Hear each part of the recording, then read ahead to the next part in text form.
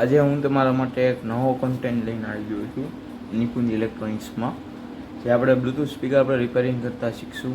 Okay, તો ચાલો આપણે એમાં જોઈએ. અને ચાર્જિંગને એક પિન નાખવાની છે. Let's go.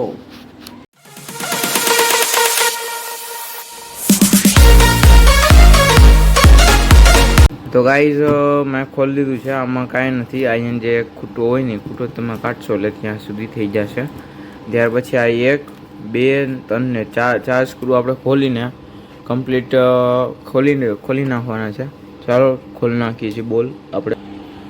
તો ગાઈઝ, આપણે આ કમ્પ્લીટ ખોલીને એના સ્ક્રૂ આમ મૂકી દીધા છે. તમે જોઈ શકો છો 4 સ્ક્રૂ છે. તમને મેં કીધું કે 1, 2, 3 ને 4, બરાબર. હવે આપણે આની બોડી જે રહી કમ્પ્લીટ ધોઈ દઈશું અને કમ્પ્લીટ કરી નાખશું. ત્યાર પછી આના ઉપર આવશું આપણે. આ જે રહ્યું ચાર્જિંગ જેક, તમને હું દેખાડી દઉં. જો આ ચાર્જિંગ જેક જે રહ્યું ને એ તૂટી ગયો છે. એની જગ્યાએ આપણે ચાર્જિંગ પિન નાખવાની છે. તો ચાલો જોઈ લઈએ આપણે આ પિન કઈ રીતે નખાય છે એ. Let's go. ચાલો.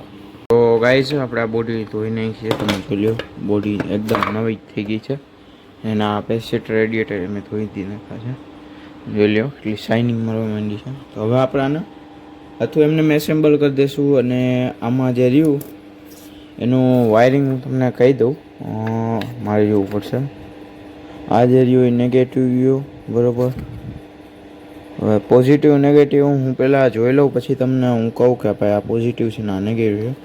તો ચાલો હું આનું પહેલાં હું સોકેટ બેહાડી દઉં છું એની અંદર. ત્યાર પછી હું તમને કહું છું. રેડી? ઓકે, આનું વાયરિંગ હું તમને કહી દઉં છું.